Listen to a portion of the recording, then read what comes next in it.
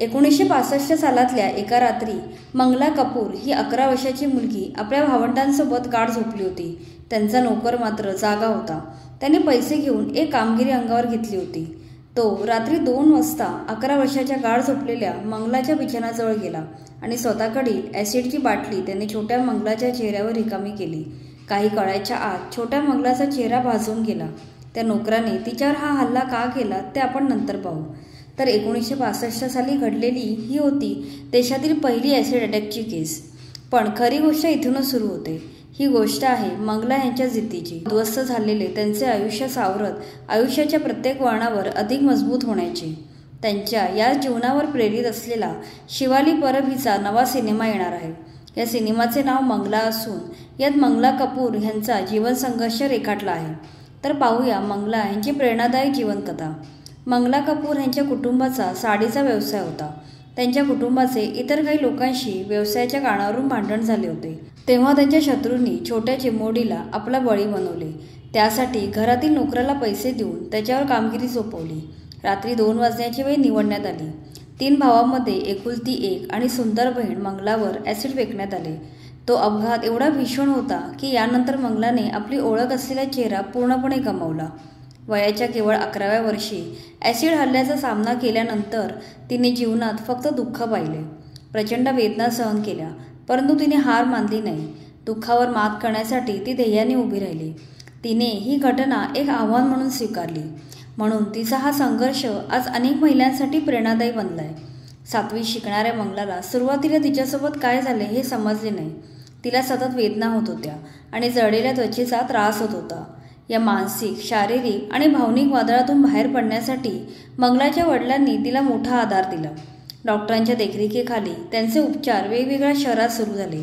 कधी बनारस, पटना या शहरातील नामांकित हॉस्पिटलमध्ये तिने उपचार घेतले. या 6 वर्षात मंगलाला 37हून अधिक ऑपरेशन करावे लागले. तिचे कुटुंब तिच्या मागे खंबीरपणे उभे राहिले.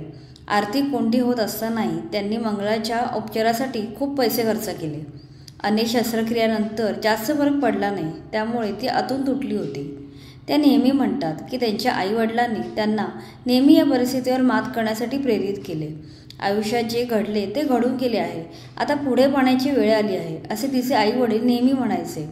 त्यांचे वडील नेहमी तिला हेच सांगत आले की जीवनात एक ध्येय निश्चित केले पाहिजे आणि त्यावर काम करण्यासाठी पुढे जात राहिले पाहिजे. मागे वळून पाहणे तुम्हाला आणखी कमकुवत करते. आईवडिलांचे हे बोलणे त्यांना नेहमी प्रोत्साहित करायचे. चेहरा विद्रूप झाल्यामुळे शाळेतली मुलं त्यांना घाबरायची आणि तिची चेष्टाही करायची. तिला नाककटी अशा नावाने संबोधले जात असे. यामुळे त्या खूप दुःखी होत. त्यांना अनेकदा आत्महत्या करावीशी वाटायची. पण तिला वडिलांचे शब्द नेहमी आठवायचे आणि त्या पुन्हा लढायला तयार व्हायच्या.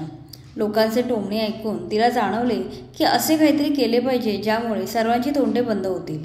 त्यामुळे तिने बाकी सारी दुःख बाजूला ठेवून संगीतावर लक्ष केंद्रित केले. तिचे कुटुंब संगीतातील ग्वालियर घराण्याशी निगडीत आहे.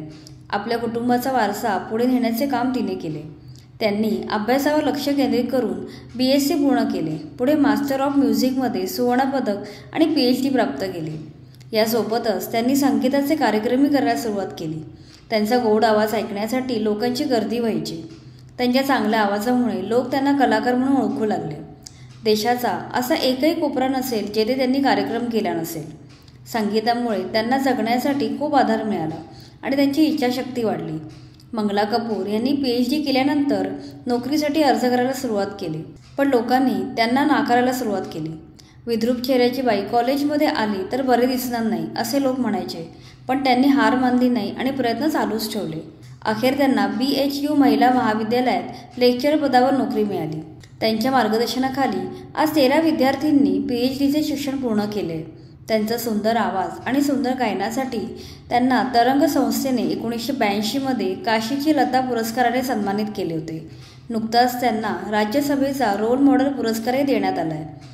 एकीकडे त्या संगीतावर पुस्तके लिहितात तर दुसरीकडे मुलांना मोफत शिकवण्याचे कामही करतात. घराण्याची संगीत परंपरा पूर्ण प्रामाणिकपणे आणि समर्थपणे पुढे नेत आहेत. रिटायर झाल्यावर त्यांनी सीरत हे पुस्तक लिहिले जे खूप गाजले. यात त्यांचा संघर्ष वाचून डोळ्यात पाणी येते. एका मुलाखतीत त्यांनी सांगितले की या त्यांच्या संघर्षात सरकारकडून त्यांना कुठलीच मदत मिळाली नाही. हल्लेखोरांना कुठलीच शिक्षा झाली नाही. पोलिसांनी पैसे खाऊन प्रकरण दाबून टाकले. ॲसिड अटॅकचा समावेश दिव्यांगामध्ये होतो, तरीही त्यांना कुठल्याच सुविधा मिळाल्या नाही. त्या पुढे म्हणाल्या की त्यांच्या आईवडिलांनी त्यांना लढायला शिकवले. त्यामुळे जे काही मिळवायचे ते स्वतःच्या जिद्दीने मिळवायचे हा त्यांच्या आयुष्याचा मंत्र आहे. त्यामुळेच आज त्यांनी समाजात मानाचे स्थान मिळवले. जीवनात कुठल्याही संकटांना सामोरे गेल्यावर मार्ग नक्की सापडतो हे त्यांचे जीवन सांगते. थोड्या वयापासून चालू असलेला त्यांचा संघर्ष अजून चालूच आहे. तर ही होती मंगला कपूर यांची प्रेरणादायक संघर्ष कथा. या त्यांच्या प्रेरणादायक जीवनकथेवर आधारित मंगला हा सिनेमा लवकरच येणार आहे. या सिनेमाचा टीजर प्रदर्शित झाला आहे, जो सर्वांना खूप आवडला असून लोक चित्रपटाची आतुरतेने वाट पाहत आहेत. या चित्रपटाचा ट्रेलर आल्यावर त्या ट्रेलरचा रिव्ह्यू आम्ही चॅनलवर टाकणार आहोत, तो बघायला विसरू नका. आणि व्हिडिओ आवडला असेल तर लाईक करा आणि चॅनलला सबस्क्राईब करा.